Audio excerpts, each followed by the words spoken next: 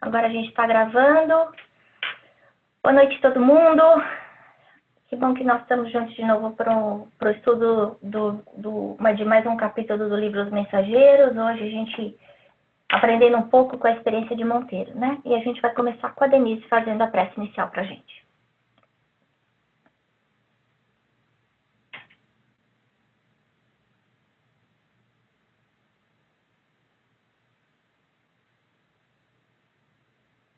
Eu não estou te ouvindo. Eu não sei o que aconteceu. Peraí. Mais um instantinho, Dê. Pronto, Dê, começa a falar agora. Agora deu um mute. Isso, pode falar. Vamos respirar fundo, sintonizar com os bons espíritos aqui presentes, para que possam, através da Ana, nos orientar, iluminar e nos ajudar nos nossos desafios do dia a dia, para que possamos sempre usar os conhecimentos que adquirimos aqui. Assim seja. Graças a Deus. Obrigada, Dê. Então, hoje a gente, acho que está com a Karina aqui no grupo também, então bem-vinda, Karina, que bom que você se juntou a nós. Tá todo mundo em mute, a gente vai tirar do mute só no final, tá bom? E hoje a gente vai estar falando sobre o capítulo 12, lembrando todo mundo que os capítulos anteriores, eles estão postados no nosso canal do YouTube, para quem quiser assistir ou que tenha perdido algum dos estudos que a gente teve. Então, Monteiro, né? Interessante essa conversa que eles estão tendo. Ele comenta que passou aí 3 anos já no Centro dos Mensageiros. E aí a gente vê que esse Centro dos Mensageiros meio que parece uma universidade, né? Eles vão lá para estudar, para aprender. Se for pensar o tempo que o André Luiz está falando com essas pessoas, seja o Belarmino, seja o Monteiro, o Joel, é tudo conversinha de corredor, né? Então, muito pouco tempo e cada um aí trazendo a sua experiência do que aconteceu na Terra, né? E o interessante é que a gente vê esse comentário, será que a humanidade está mesmo pronta para o Espiritismo? E a gente vê que a mensagem do Espiritismo é muito semelhante à mensagem que Jesus trouxe para a gente. A diferença aí é que a gente tem um canal aberto com a mediunidade para receber sugestões mais óbvias do plano espiritual, né? Sugestões que podem ser positivas, sugestões que podem ser negativas, dependendo do nosso padrão vibratório, dependendo dos meus sentimentos, da qualidade dos meus pensamentos, né? Então, as pessoas às vezes acabam misturando o espiritismo, achando que é uma coisa completamente diferente, mas a base, a estrutura, os valores, os fundamentos já foram trazidos por Jesus há 2000 anos atrás. O chamamento está vindo agora para a gente do tipo, olha, vocês têm que começar a viver a casidade. Não adianta só ficar na teoria. Não adianta ir na igreja uma vez por semana e ser um vilão, um carrasco dentro de casa. Ou humilhar as pessoas no trabalho. A gente tem que aprender a viver essa caridade, esse amor o tempo inteiro. E aí o Monteiro comenta, né? Que para essa transformação precisa de muito trabalho. E às vezes a gente fica achando que o trabalho no espiritismo é o trabalho no centro espírita, né? Então é o trabalho da mediunidade, é o trabalho de dar palestra, é o trabalho de dar um curso, uma aula. Não, esse é só um pedaço. O trabalho que o espírita tem que fazer é do lado de dentro, é a reforma íntima. É essa transformação em que a gente deixa de ter aquele homem velho, que foi uma das coisas que a gente viu no capítulo, um dos capítulos anteriores, né? Acho que foi no primeiro ou no segundo capítulo, André Luiz falando dele próprio, né? Para a gente fazer nascer, né? Como se fosse a fênix, o lado bom da gente, né? Então a gente tentar reprimir os nossos defeitos, as nossas más tendências, os nossos vícios. A gente, em vez de reagir, a gente agir. Isso demanda perseverança, como qualquer outra coisa que a gente faça. Se a gente quiser cursar uma faculdade, a gente vai ter que ser perseverante, porque a gente vai se frustrar, vai ter que estudar de noite, vai ter que ir para a escola todo dia, vai ter que ler um monte de livro, vai ter que aturar um monte de professor, que às vezes alguns fáceis, outros difíceis. Se a gente pensar em qualquer tipo de exercício, qualquer atleta, a perseverança que precisa ter, né? A gente vê aí a Olimpíada que acabou de passar, o número de horas que essas pessoas treinam todos os dias, os anos consecutivos de trabalho, de empenho, né? Mas aí o Monteiro ainda fala uma outra coisa, que não adianta só a gente fazer esse trabalho intelectual. Então eu leio toda a codificação, e aí um chamamento para a gente, para quem não tiver ainda comprado ou baixado da internet os livros de Allan Kardec, a codificação, né? Que é o Livro dos Espíritos, o Livro dos Médiuns, o Evangelho segundo o Espiritismo, a Gênese e Obras Póstumas. Isso é importante a gente ler, o Céu e o Inferno também, desculpa. É muito importante a gente ler esses livros, principalmente nesse caso em que a gente está vendo essas coisas que estão sendo ditas aqui, essas características de mediunidade, todas já são ditas no Livro dos Médiuns, tá? Então ele fala assim, não adianta você só estudar, você ficar só na teoria. Não adianta existir duas Anas, uma Ana que está dentro do centro espírita 2 horas por semana e uma Ana que é a Ana que vive na sociedade. A Ana, quando adota o espiritismo, ela tem que viver, se esforçar. O espírito é aquele que se esforça para se melhorar o tempo inteiro, independente da influência do meio. E ele comenta a dificuldade que é aqui na Terra. E a gente não pode se esquecer disso, que a influência do meio, a influência que a gente tem através do nosso pensamento, através das nossas palavras, através do nosso sentimento, a gente tanto pode fazer o lugar onde a gente vive, onde a gente trabalha, bom ou ruim. É como se a gente trouxesse flores mentais ou lixo mental. No caso, quando a gente encarna,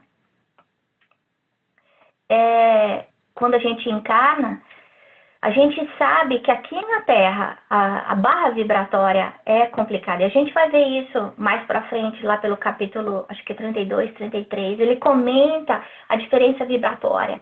Mas a gente tem que lembrar que essa interferência vibratória acontece dentro da nossa casa. Se a gente não se vigia, se a gente briga o tempo inteiro, se a gente grita, ou dentro do trabalho, se eu só sei reclamar, se eu faço cara feia para todo mundo, se eu tenho má vontade.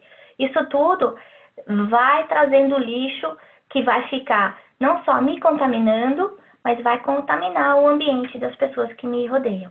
Então, o que ele está falando é que muitas vezes essa influência do meio acaba atrapalhando a gente. E para quem é médium,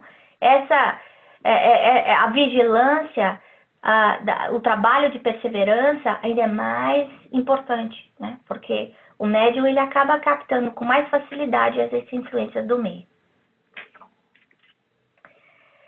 E aí ele continua falando, a hora que eu estava lá no plano espiritual, eu estava lá com aquele entendimento. E muita gente me pergunta, mas Ana, quando a gente está no plano espiritual, a gente não pode evoluir também?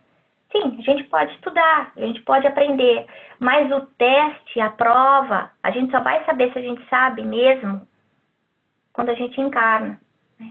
Que a gente passa por essa amnésia temporária, tem essa influenciação da carne, que a gente tem essa tendência de se fixar mais no lado material do que no lado espiritual. E aí a gente vai ver se realmente a gente internalizou as lições que a gente devia ter internalizado, o que a gente imaginou que tinha aprendido. E esses capítulos anteriores do Livro dos Médiuns, do Livro dos Mensageiros, falam exatamente isso.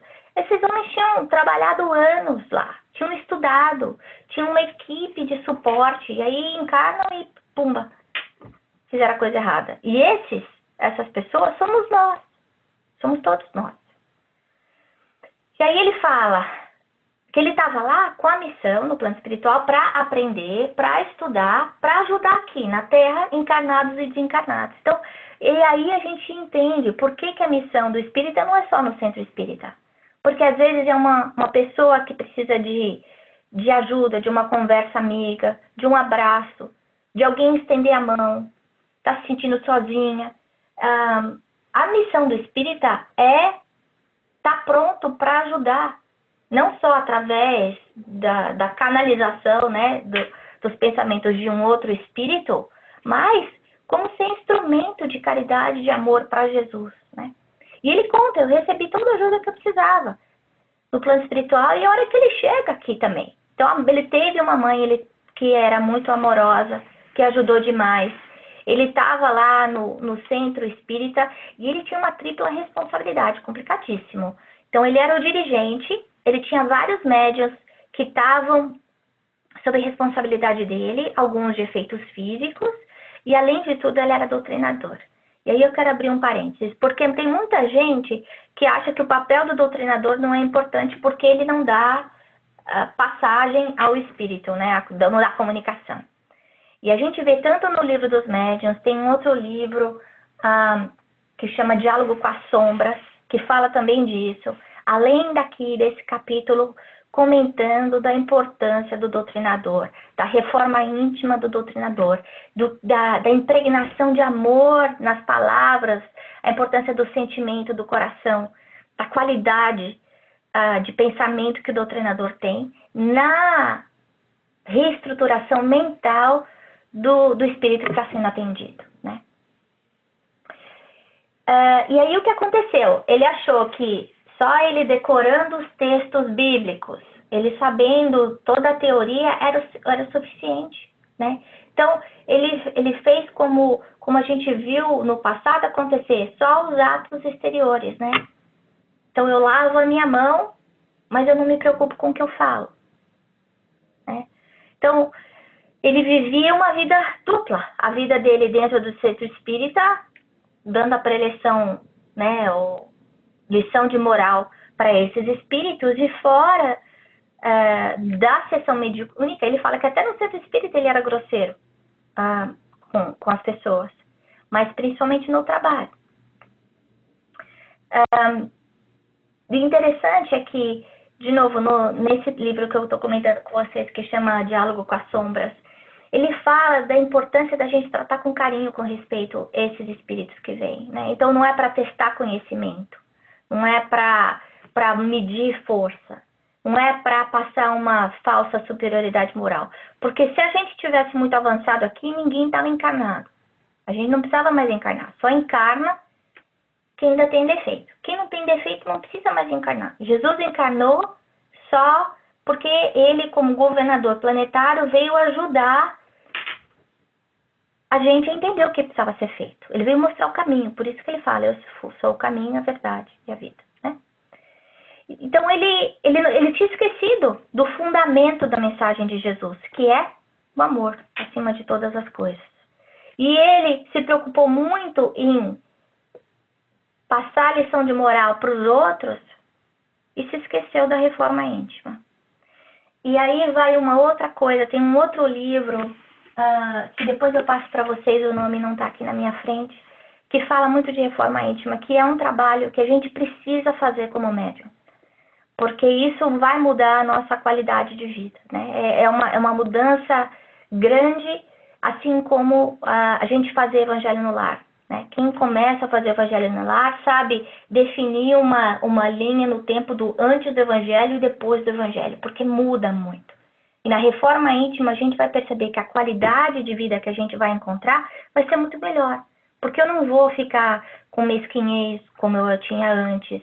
Eu não vou ficar com melindres como eu tinha antes. Eu não vou brigar com tudo, com todos e perder a paciência. Então a minha qualidade de vida vai ser mais positiva, né? E ele, como a gente já falou, durante o dia ele era inflexível. Então ele ia atrás lá no trabalho dele de todo mundo que estava devendo. Ele via direitinho o que ele podia fazer para tomar as atitudes mais drásticas com os outros. Então, onde estava, né, a caridade dele? Estava só nas palavras. Ele não tinha incorporado isso, né? E aí ele fala, eu andava cego. Que é uma coisa boa para a gente parar para pensar. Eu estou andando cego? Eu estou andando cego dentro da minha família? Eu estou andando cego dentro do meu trabalho? Dentro dos meus compromissos espirituais? Porque a gente sabe quando a gente faz coisa errada, né? Mas aí, além do conhecimento, de eu fazer essa autoanálise, é importante eu agir, né? Eu tentar consertar e mudar. E aí essa é a diferença grande de religião e religiosidade. Mais importante do que a gente falar, eu sou espírita, eu sou católico, eu sou protestante, não. É eu trazer aquele trabalho de amor dentro de mim e estender isso para as pessoas que convivem comigo. E ele vê que quando ele volta para o plano espiritual, ele parece um lunático. Por quê? Porque ele, racionalmente, ele pediu uma coisa, mas o coração era outra. Não estava sintonizado. E a gente sabe que o mais importante em qualquer coisa, em qualquer prece, em tudo que a gente faz, é o sentimento que a gente põe. A gente sabe que a gente consegue envenenar uma comida com o nosso pensamento. Se eu tiver com mau humor, se eu tiver com raiva da pessoa que vai comer, né? Então, a importância da gente ter essa consciência de quanto o meu pensamento está agindo no meio, né? O meu pensamento conectado com o sentimento. E aí, ele chega no plano espiritual, depois que ele é resgatado lá, de ter passado esse tempão lá nas zonas inferiores, ele vai para o nosso lar como um derrotado, e ele tá revoltado, ele não entende, mas como? Eu trabalhei tanto, eu fiz tanto, como é que eu posso ter passado por tudo isso? E aí ele pede uma audiência com a ministra veneranda, que é um espírito de alta envergadura, um espírito muito evoluído, e ele escuta ele falar um tempão. Reclamar, reclamar, reclamar e tirar de dentro toda aquela mágoa, todo aquele rancor, toda aquela revolta. O que é interessante saber que ele foi levado para o nosso lar, ele estava sendo ajudado, apesar de estar num mundo mental ainda tão ruim, tão avassalador. Mas provavelmente porque os espíritos que estavam ajudando ele viram que ele estava pronto para se despertar. E aí a ministra veneranda deixa ele falar, e depois que ele para de falar, ela fala para ele: você se entregou só ao espiritismo prático, superficial, teórico, mas nunca se interessou na verdadeira prática do espiritismo junto com Jesus, que é a caridade. É a caridade moral, que é baseada em amor, em perdão, em ajuda ao próximo. E pode ser a caridade material também. Mas a gente tem que estar pronto para servir na hora que a gente é chamado, né? E a gente, muitas vezes, esse chamamento, esse pedido de ajuda vem de formas aleatórias. Pode ser numa conversa, como a gente falou, pode ser num telefonema, pode ser dentro do escritório, como pode ser dentro do centro espírita, a gente não sabe.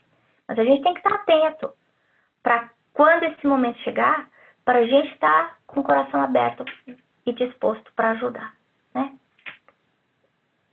Então era isso que eu queria apresentar hoje para vocês.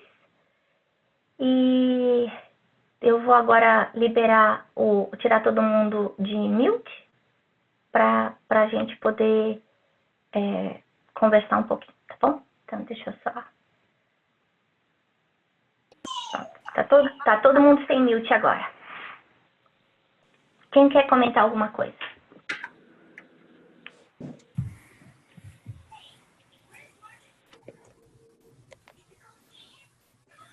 Isso que você falou no início, Ana, de que o Espiritismo, se você for ler realmente os Passos de Jesus, que eu estou lendo, estou terminando João Paulo Estevão, né? E eu pensei nisso desde quando eu comecei, assim.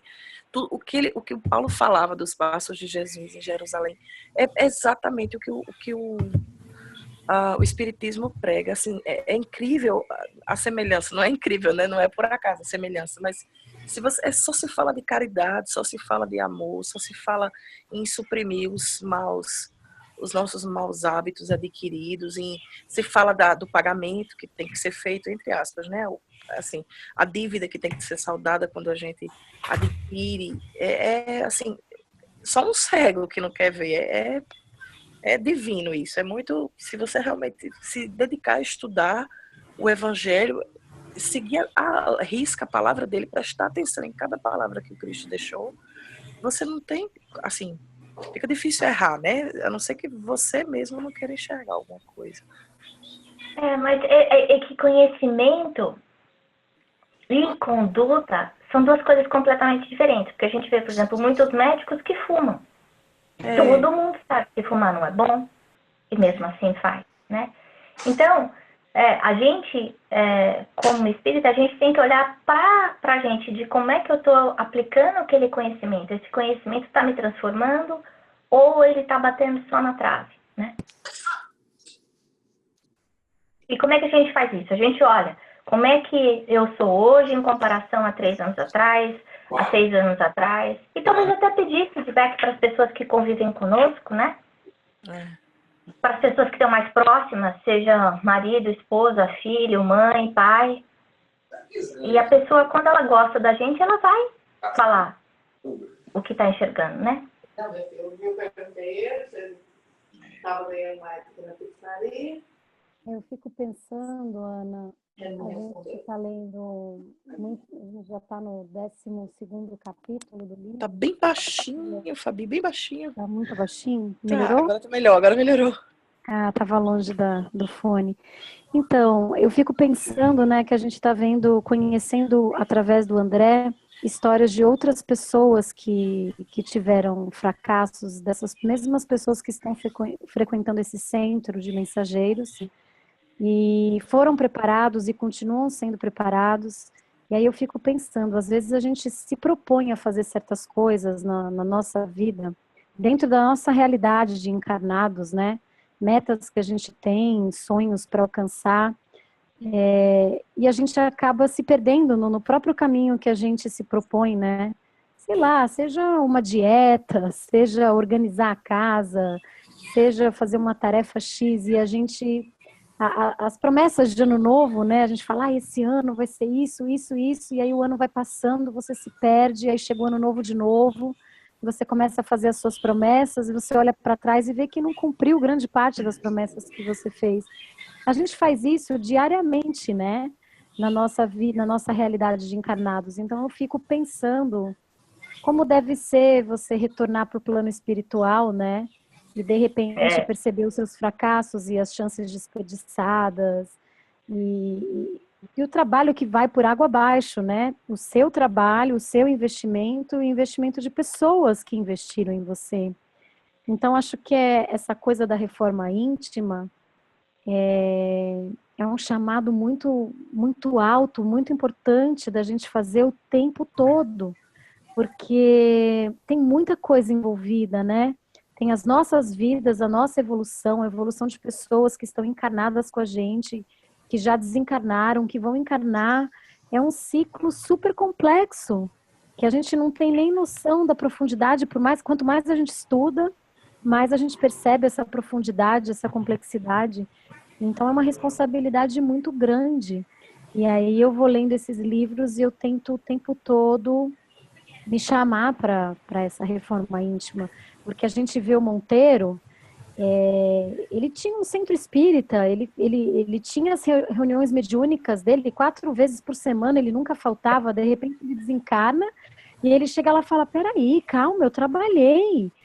Mas como é importante essa orientação, né? Porque não adianta alguém falar para você que você está errado, você precisa entender que você está errado, senão pode vir Jesus falar que você está errado, se você por si só não entender, você não vai fazer essa reforma. A reforma é íntima, é de você com você mesmo, né?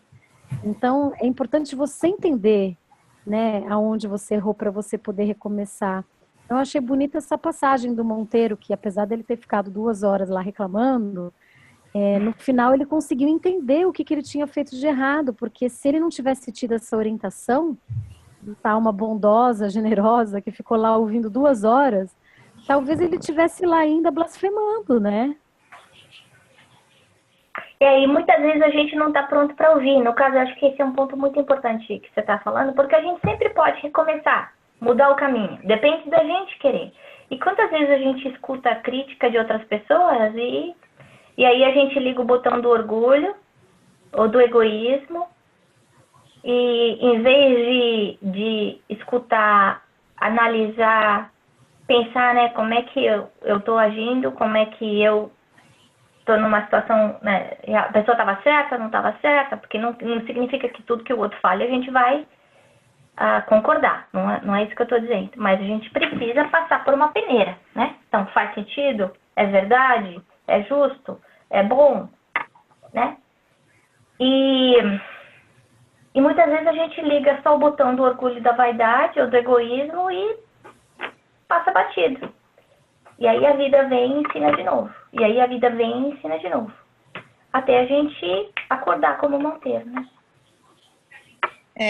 E Ana, eu achei interessante o comentário da Fabi, porque eu também pensei exatamente nisso, né? Nesse final, como que ele pôde ficar tão inconformado e chegar ao ponto de exigir, de certa forma, né, que a ministra ouvisse e falasse por tanto tempo, e algo que pra gente, né, lendo o capítulo, ele estava tão óbvio, e eu fiquei pensando, como que ele não viu isso? E de repente me caiu a ficha que, na verdade, muitas vezes, ele, na verdade, estava meio que se enganando com justificativas, né, sem conseguir enxergar a real intenção de tudo aquilo que ele estava fazendo, porque se você parar para pensar, o tempo que ele dedicou para o centro, né, ele mesmo fala de estudo e tudo mais, mas ele fala desde o início para a gente já qual foi a real intenção, mas talvez inicialmente ele não tinha se dado conta do que ele estava fazendo, como ele estava fazendo, né, então, às vezes a gente faz as coisas achando que a gente está fazendo uma coisa boa, sem procurar olhar para a gente, para dentro de nós mesmos e tentar entender se aquilo a gente está fazendo porque realmente a gente se melhorou, né? Estamos trabalhando na nossa reforma íntima, ou se é porque a gente quer se mostrar superior, ou se é porque a gente quer... Enfim, né? Ele comentou sobre algumas situações e que, de repente, depois que a gente olha melhor aquilo, a gente fala, nossa, como que a gente desviou tanto, né? Se justificando, falando que... E precisou de uma simples palavra, né? A ministra veneranda só falou uma frase para ele, para cair a ficha e ele entender. Então, às vezes eu fico pensando, será que a gente também não se engana com algumas coisas que a gente faz, achando que a gente está fazendo para o bem, mas qual é a nossa real intenção? Porque, no fundo, o que importa é isso, né? A real intenção daquilo que a gente faz, né? E a gente vai ser medido não só pelo nosso conhecimento, pela nossa capacidade, né? Então, não dá pelas oportunidades que a gente teve na vida. Por exemplo, uma pessoa que teve oportunidade de aprender as coisas que a gente está aprendendo, em comparação com um outro ser que vive no meio da África, que não tem nem água potável, não dá para estar todo mundo no mesmo peso e mesma medida, né? Porque nós estamos tendo vantagens, chances, oportunidades que são incomparáveis com essa outra pessoa que não tem água potável. Uhum. Então, além desse aspecto de quanto mais a gente recebeu, eu acho que isso que você falou, da intenção, é fundamental. Porque muitas vezes a gente esquece, né? A gente tenta enganar o outro, tenta falar uma coisa, mas quer dizer outra, né? Mas Deus está vendo tudo isso, né?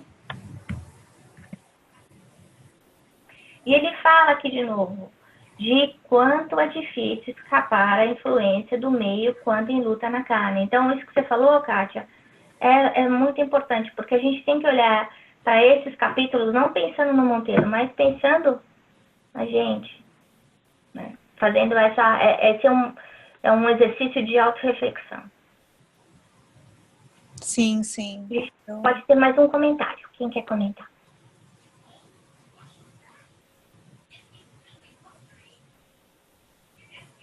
Marcelo, você quer comentar alguma coisa? Você está em mute. Vou tirar você de mute. Oi. Tá vendo? Pronto. Agora tô.